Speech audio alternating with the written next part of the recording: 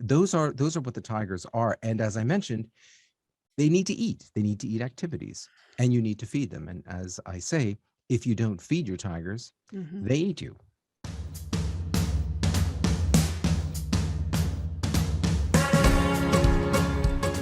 Welcome, Steven. I'm very excited to have you on the podcast. How are you today? Hi, Connie. I'm doing great. I'm happy to be here. I'm happy you're here. So before we start, please share with my audience where in the world you're located and something about you that has nothing to do with your work.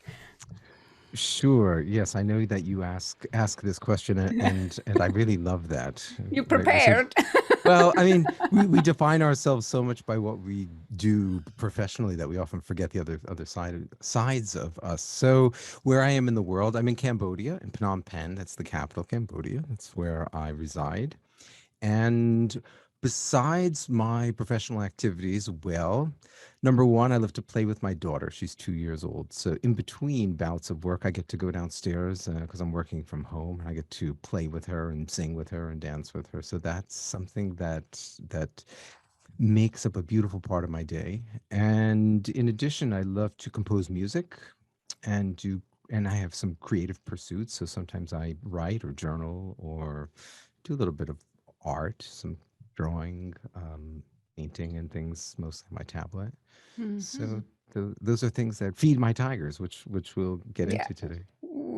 But we talk about the tigers, and I think I read in your bio that you started out as a musician, no, and then kind Yeah, of slipped into yeah.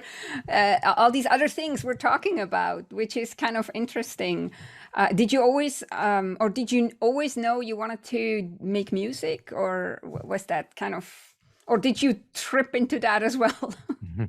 No, I didn't trip into that. Music's always been part of my life. In fact, my earliest childhood memory was listening to a choir. I could remember, and I figured out that I must have been about somewhere around 3 years old. That first memory, 2.5 or 3, um, and it's always been there, very strong. Going through school and high school and college, I was always very much involved in musical activities, and I thought I would go on professionally in that direction. So it was always there, and it never left me. It's just that it shifted from becoming a professional pursuit, something that I would get paid for doing, and it's just continued as a pursuit of pleasure. So Yeah, yeah. nothing wrong with that, no. Not at Um, all. Not In at fact, all. it takes quite a lot of pressure off to having to Yeah, perform and then just yeah. doing it whenever I feel like playing, which is a lot. And so Hmm. I guess I get to have the full joy of it without having to have the responsibility of it. Yeah, yeah, I Yeah. can imagine. So you found tigers. I want to talk with And in the you process, about. I found tigers. I want to Absolutely. talk with you about the tigers. Why you call them tigers, and you say also like we have to feed our tigers, otherwise they eat us. So Yeah, let's define the tigers and where you found them inside of sure. you. Sure. So in my pursuit of understanding myself and what my purpose was in life and how I could lead the most impactful and meaningful life, I went to India for 21 years. And it just started as an adventure into self-discovery and discovery of the world. And India, of course, is the home of spirituality. It's got such a depth of knowledge and traditions. And I wanted to go into the heart of it. So I sort of dove in there. And a colleague of mine, a friend of mine, was a Sanskrit scholar. And so I went to go study with him, and he was able to unpack and share with me many of the traditional scripts and scriptures, which I hadn't found until then. And that was very helpful for me to understand what the ancients had to say about these topics, because obviously if people had said that years ago and there's still value in it today, then there must be something to it. And what I discovered there is that each person has what's called a nature. In Sanskrit, it's called prakriti or swabhav. And that is a collection of traits. And those traits, those components, like kind of elements or molecules, when you put them together, they make up the personality. They kind of make you you. What makes you unique from the next person. And of course, there are consistent, like there's similarities from person to person. We see similar traits among people, but then the unique combination is what makes us us. So in order to understand how it all comes together for the for the unique individual, it's helpful to understand what those individual components are. And those are what I call tigers, because inside each of us are these tendencies that want to do, that want to act, that want to engage. Mm-hmm. And I'll give you an example of a few of them. So there's one trait which is called an entertaining tiger. I call them tigers, but you could call them natures or traits. And that's a tendency to amuse people. So we see this in people who are, well, they could be podcast hosts, they could be actors, entertainers, otherwise performers. So it's this tendency to be able to attract people's attention and to amuse them. There's another, which is an administrative tiger. So that's this tendency to organize work and get things done. And you see people who do that on a daily basis. They've got task lists, they have to-do lists, they love deadlines, they love managing projects and people. And so if it's a big tiger for them, then that's what they love to do. They gravitate toward that automatically. There's an adventurous tiger that loves to take risks, creative tiger that loves to create and innovate, a healing tiger that loves to identify imbalance in people and then help them get out of imbalance or pain. So I call that a healing tiger. And like that, there are 19 that I've identified, and we don't have to go into all of them, but just to give you an idea, you actually know them. You might not have the names for them, but if you analyze yourself a little bit and see what are the things that you're naturally attracted to, Mm-hmm. you'll figure out which ones you'll know what they are. Mm-hmm. Mm-hmm. And so those are what the tigers are. And as I mentioned, they need to eat. They need to eat activities, and you need to feed them. And as I say, if you don't feed your tigers, Mm-hmm. they eat you. So I have a strong educative tiger, right? So this is one that loves to teach and to explain and to educate and to inform and help people understand. And that was one of the things that got me to make my switch from music, because I was originally planning on going into music professionally. And as you might know, aspiring rock stars don't make any money. So I had to get a job, and randomly got a job as a teacher. It's not that I was like intending to. I was walking down the street literally in New York one day, and I looked up and I saw a sign that said wanted English teachers. And I said, okay, all right, whatever, I know English. How hard could it be? And I got the job. And in my first class, I just had this epiphany. I was just blown away. Maybe about 30 minutes into the class, it was like, you hear the voice from the sky, Steve, you're not a rock star, you're a teacher. And I thought, okay, all right, so this is what it's about. So that's how I discovered my educative tiger. And then I just wanted to know more about that.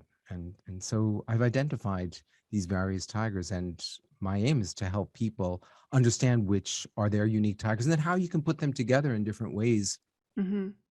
because you can mix and match. You can combine them in all sorts of ways.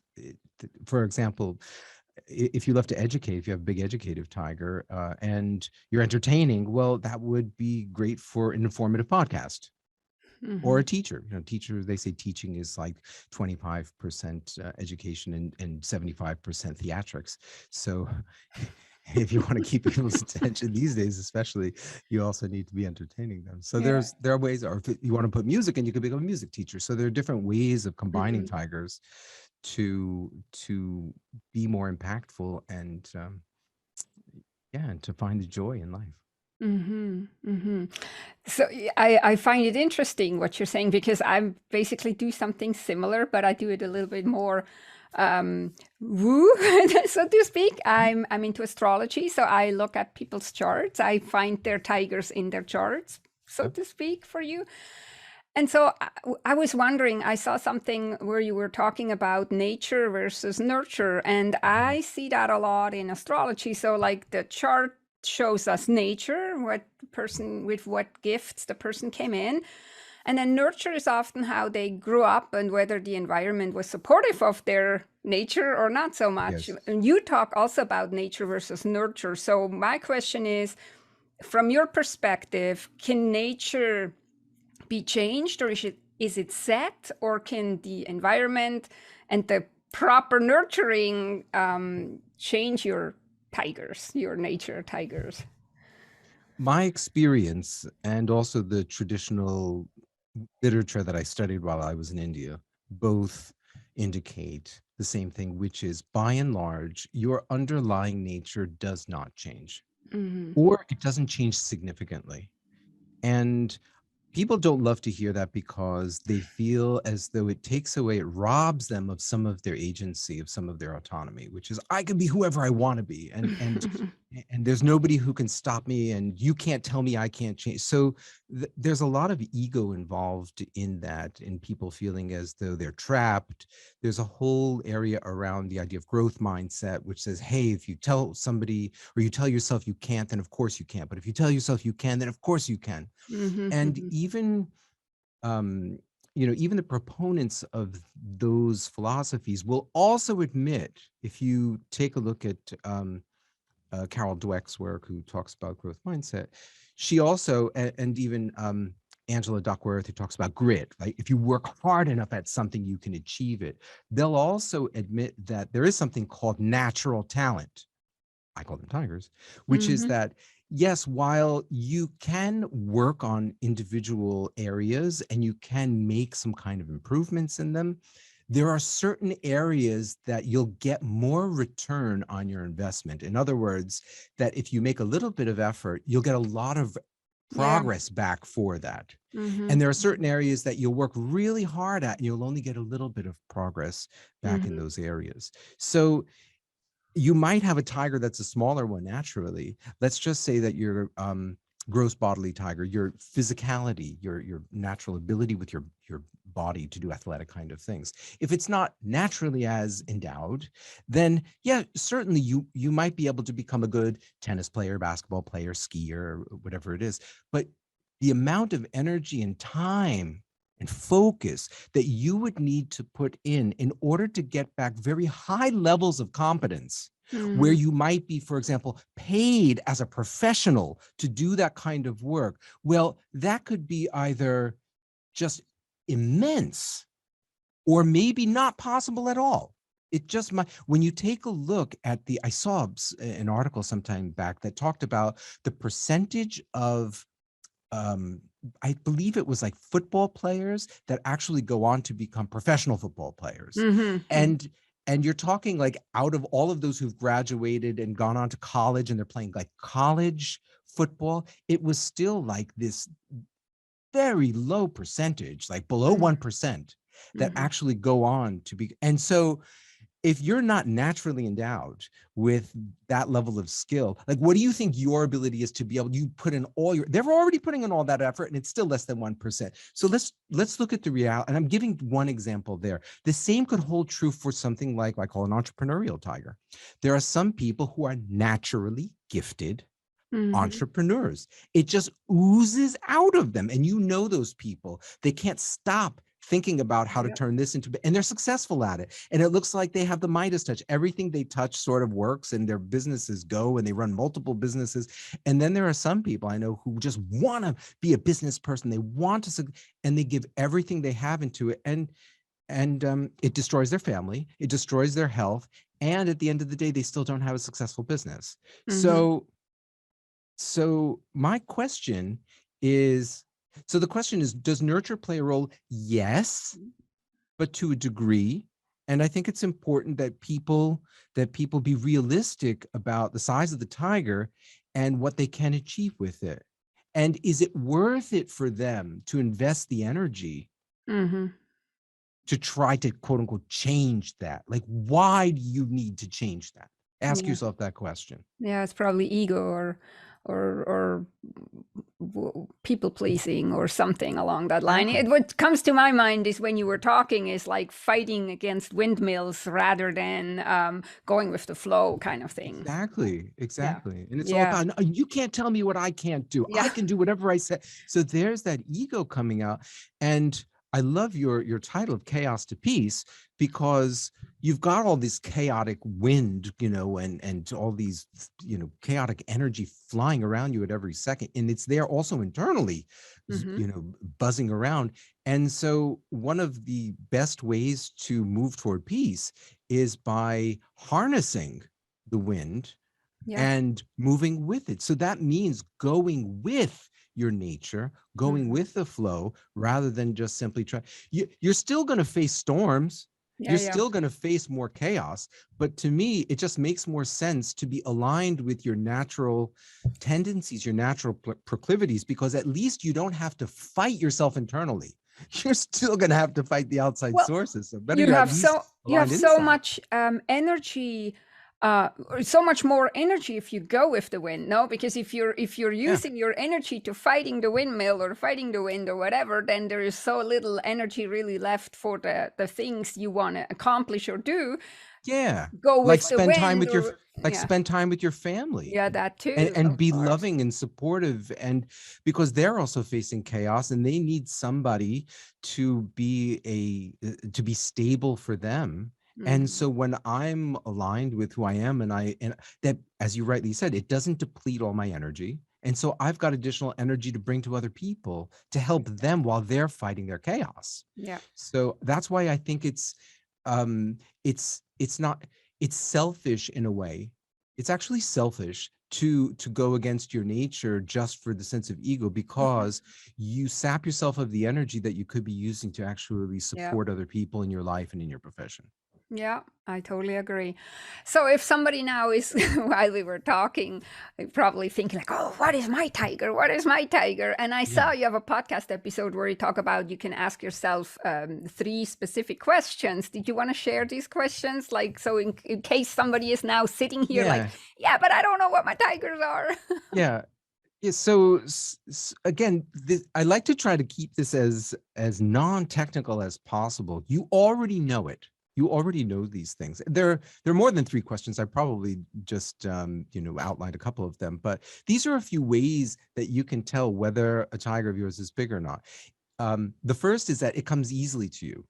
It comes naturally to you. So, for example, if you got a big musical tiger, well, you pick up an instrument you've never seen before and you start playing it, like kind of you just figure it out, in a couple of seconds or in a couple of minutes. And I've always had that. I'll walk by a music shop or something. I'll walk and I'll find some strange instrument or something. I'll pick it up and I'll just start playing it. And I've never played it before. So one is that it comes naturally to you. Or if it's, let's just say it's I mentioned before, a creative tiger, that you're in a brainstorming session. You could be busy, things could be bothering you. You sit down and suddenly your brain just starts pumping out like more ideas than anybody else in the room. It just comes even on a topic that you might not have encountered before. Your brain just starts going ballistic in terms of being creative. So it comes easily to you. That's one of the first things. The second is that you become absorbed in it. That means when you do something that connects with that particular tiger, you forget about time, you forget about food, you forget about like all the thirst and so on. So let's just say, for example, that it's a healing tiger. That's this tendency to detect the imbalance in other people and to get them out of it. So somebody walks into the room, it could be a friend, it could be a stranger, and they're unwell, there's something wrong with them, and you zoom in on them and you start to talk to them and you start to ask them like, what's up with that? And the next thing you know, you're into their health history and you're giving suggestions to them, and time is just flying by. You don't even realize it. You've just forgotten about everything else. So the second is that you get absorbed in it. Another is that you're self-motivated to do it. It's not something that you have to push yourself to do, or other people have to remind you to do, or you've got to, you procrastinate around because, oh, I have to, I'll do that, but first let me have a cup of coffee. I'll do that, but first let me read the news. Let me like watch this TikTok clip or blah blah blah. It's something that you're naturally motivated motivated to do. And then there's others. There are things like historically you've always been that way. If you think back to some of your earliest memories, you say, you know what, I've always been very visual and into art and drawing and painting, that kind of thing. Or I've always been naturalistic. I've always been connected to plants, and yeah, my earliest memories were playing with animals or pets or gardening or something like that. So those are, again, they're quite simple tests. I call it the 7-way test. I gave the first 3 because those are just quick ones, but Mhm. those are telltale signs that a tiger is a big one for you. You've got all of them. It's not to say whether you have the tiger or not. It's Yeah. just because everybody has a creative tiger and a naturalistic tiger and a musical tiger and an interpersonal tiger and so on.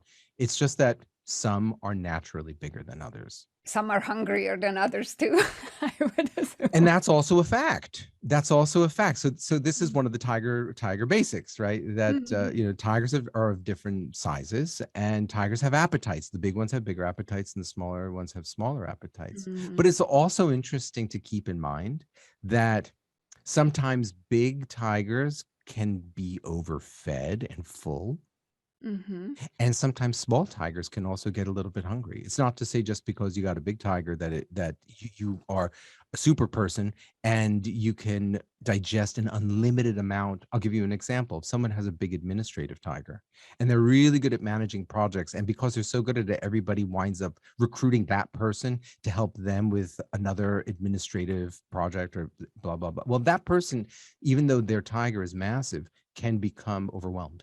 Mhm. I've seen Yeah. people go ahead. No, sorry, I didn't mean to Yeah, I've interrupt. seen people like even somebody with a big educative tiger can overdo it. Mhm. I've Yeah. I've interacted with one gentleman from France, and he burnt out Mhm. because he was teaching too much. He was just overwhelmed with the amount. Thought he could do it all, and that it was a super tiger. And we all have limits. And then sometimes, for example, my naturalistic, that tiger that loves to eat plants and animals and nature and the environment, blah blah. It's a smaller one, but sometimes I bury myself in my studio for so long, and sometimes I'm like, I have to get outside, and it might only be a couple times a month for a short period of time, like for 20 minutes or a half hour, and that might be enough for me to satisfy the tiger, but still I can get hungry. Yeah, yeah, my nature tiger is a little bit hungrier.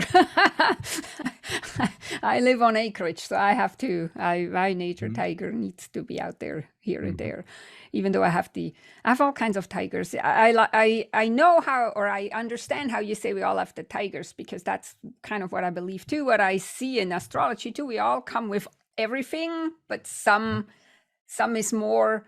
We're stronger or Yes. better in certain things and not so much. So, what you were saying is when somebody focuses too much on the hungry tiger, that they can burn out and everything. So then we lose balance in life. And that's kind of Yes. where I was bursting in. I wanted to say, yeah, Yeah. he loses balance. We need some kind of a balance. If we have, even if we have these strong tigers, the other ones need to have some air too, or Absolutely. some, And yeah. there's a wonderful concept around this that I found in the Vedas, in the traditional Indian literature.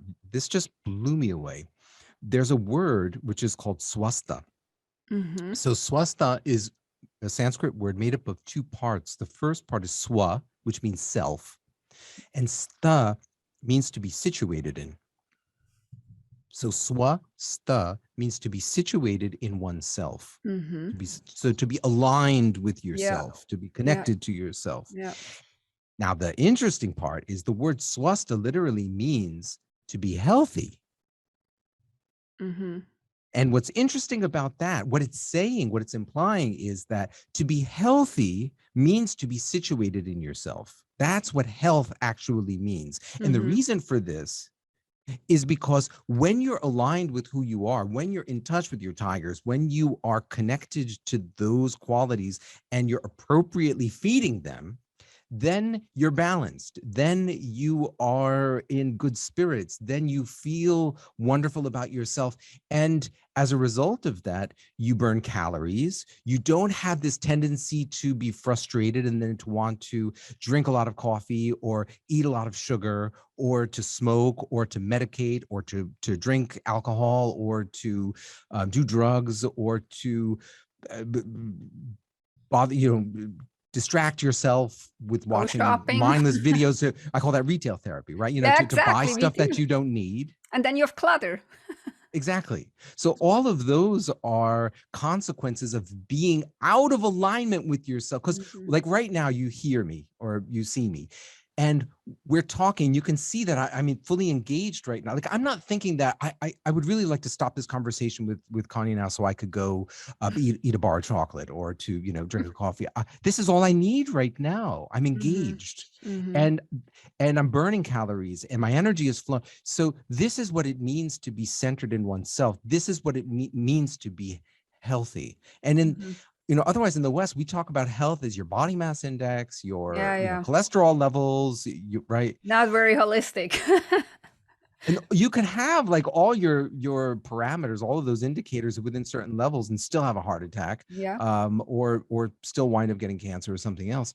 Um, so that's why I love what you just picked up on it, which is that finding that balance in feeding the tigers. That's what swastha is all about. It's Hmm. recognizing, getting aligned with them, and then not feeding any of them too much and not underfeeding any of them. Because Hmm. again, if you don't feed your tigers, they eat you. They eat away at you from inside. Hmm. So Hmm. that's how I Yeah. see it. Yeah, no, I can totally relate to that. And I think like when the balance is missing, and I said like when we're here in the Western world, we're so focused on only certain aspects of the human being, and we forget the other aspects, which is also not balanced. That's maybe also why so many people are using these coping mechanisms that you were telling us, like about the drinking and the maybe doing drugs and stuff like that. And also because I feel like if we feed the right tiger and we're in balance, then whatever we're doing, like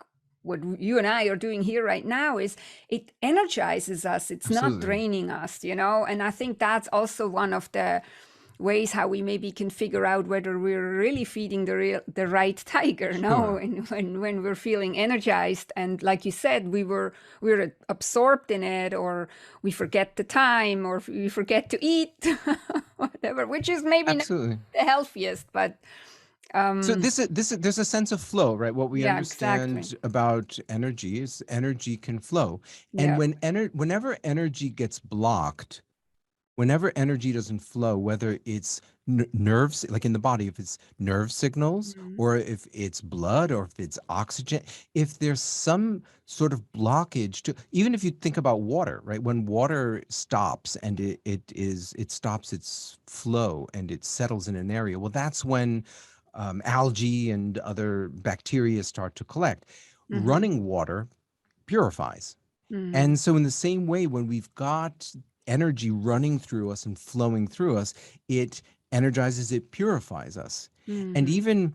even in the brain, we know that when we're in these kind of states, that our brains are secreting different hormones. You've got different neurochemicals. You've got neurotransmitters, whether it's dopamine or oxytocin or serotonin.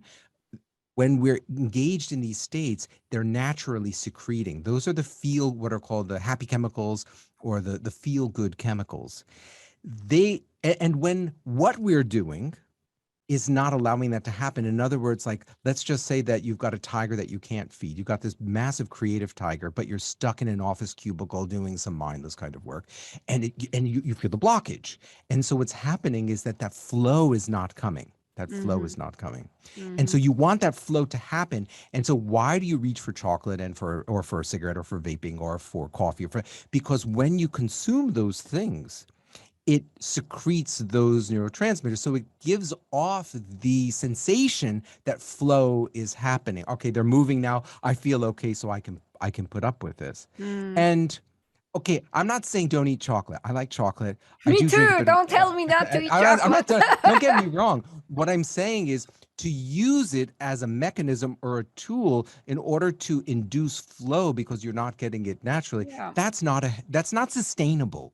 Yeah. It's not a great idea or a healthy idea. Of course, a little bit here and there is fine. There's nothing wrong with it. But if you're constantly, hitting I had a guy who used to work with me years ago who was a programmer, and he had a big logical tiger, which was fine, and for the type of job. But the challenge that he had was he also had a huge interpersonal tiger. He loved to talk with people, and a huge entertaining tiger. He loved to joke around and to be Mm-hmm. funny and to amuse people. So now just imagine somebody who needs to sit at his desk all day Mm-hmm. is in this position of having to he can't joke around with other people. So the tigers are pushing him to go there, but he can't.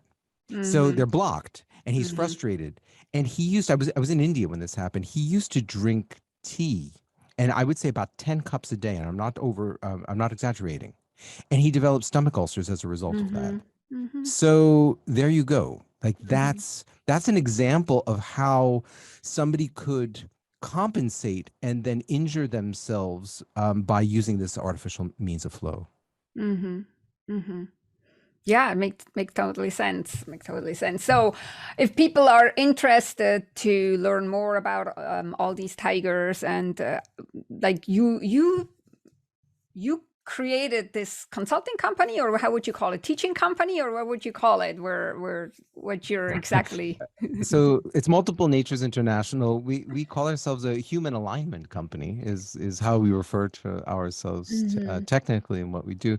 And I mean, people can find out information at feedyourtigers.com. So that's Hmm. just the fast and easy way. It's probably easier to remember. Our company is multiplenatures.com. But if you Hmm. remember the tigers and feeding tigers, so you just need to Yeah, remember to feed but your so tigers. you personally, I understand you're teaching to other people that then coach other people, no? Because I kind of remember you told me you have Yeah. representative in several countries, so people could probably find somebody that is trained by you and get help.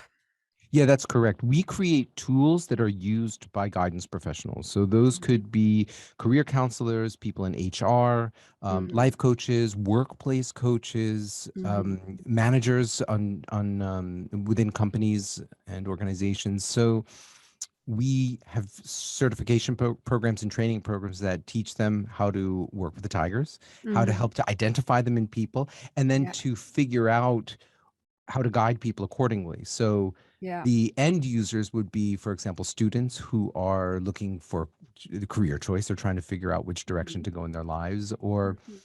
people who are for job discovery. They're looking to get hired for their first job or job transition. They're Hmm. in a job and it's not feeding their tigers. They want to find a right one that will feed them. It could also be for life balance. So for people who are in a job, they're not in a position to leave. There are some tigers that are maybe overfed or underfed. They need to figure those out, Hmm. and so our practitioners will help them to better feed their tigers in their current position. And But then so also you like in place like recruitment and stuff like that, recruiting the right people. But so you would say it's mostly for geared towards what career or what profession to go into, and not so much for people who maybe are um, later stage in life where they retired or done Oh, with the that's a work. really that's a really good question because we have had a large number of people who are entering into retirement and they want to figure out what to do in their golden years. Hmm. And many of them have said things like this: I did things that I didn't love my entire life, and now I want to reclaim that. There's a particular woman that I recall working with, who became a criminal psychologist, excuse me, a criminal psychologist, and her father had done that, and her father was very strong-willed and forced her also into becoming a criminal psychologist, and it Hmm. was absolutely something she didn't want to do. Her father passed away, and then she finally got to retirement, and she said, okay, now it's time for me to reclaim my life. And we identified within her that she had a really big educative tiger and a big linguistic tiger. So you Hmm. combine those two things together, she's a natural teacher of language, even though she Hmm. hadn't done it during her life. And then she wound up doing that voluntarily Hmm. and got a lot of joy out of that. And Hmm. why I say this is because sometimes people might retire and they say, okay, I want to give back to society now. I want to do something. And that same person, maybe they don't have a big educative tiger, and maybe theirs is more entrepreneurial. And they start to teach and they get bored of it like Hmm. after a couple of months, and then they quit, and then they think, what's wrong with me? They again lose their purpose, and they feel even worse because they feel like, my gosh, I don't know what's wrong with me. I can't find joy in this either. So I would say it's just as important for people in retirement. It's Mm-hmm. true for everybody along the spectrum. It's not like it's only for people at the beginning of their life who are looking to discover careers. You constantly, you're in chaos, right? The outer world is constantly changing. So we're in constant need of applying and reapplying our tigers to new circumstances and situations that Mm-hmm. come to us. So Mm-hmm. that's the way that I like to look at it. Tigers always keep needing to be fed and fed in different ways. And so that's the art. That's the art of feeding the tigers. Yeah. So what comes to me now is almost like when people are at a later stage in life, like not at the beginning, like you said, college students or whatever, but maybe like after 50 or 55.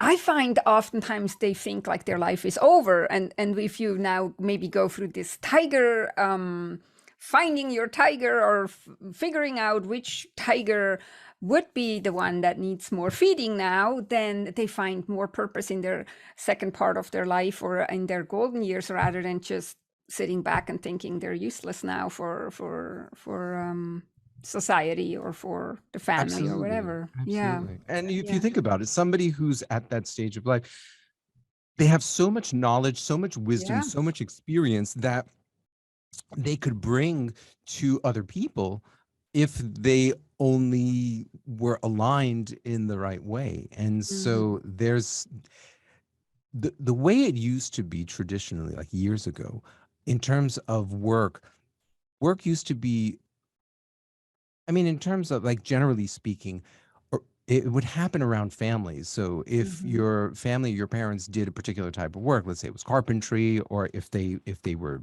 teachers or whatever, so you followed in that pursuit, and the elders wound as they became older, and they might wind up doing certain jobs a little bit less frequently. They still were involved in that process as guides and as mentors Mm-hmm. because of all the wisdom that Yeah. they had Yeah. attained.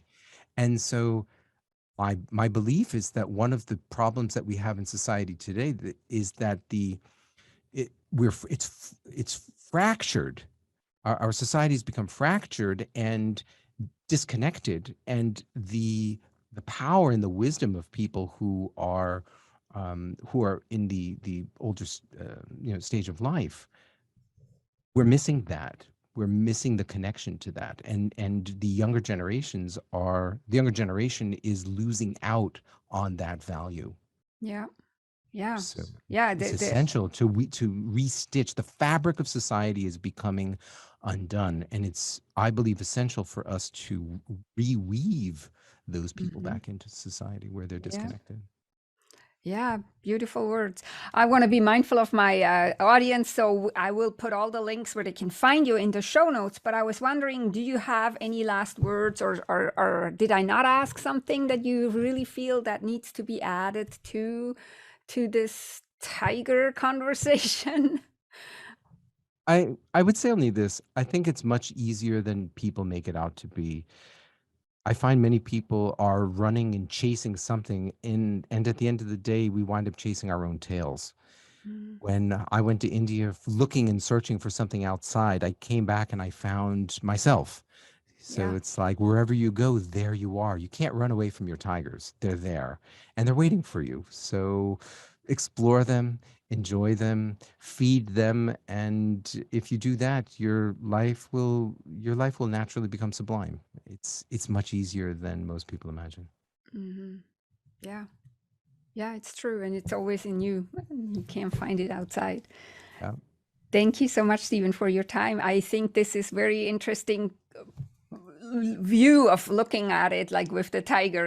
And I always come back to this. If you don't feed the right tiger, it's going to eat you. And I think Exactly. this is a Exactly. very important message. So thank you so much. Okay, Connie. Thanks, man.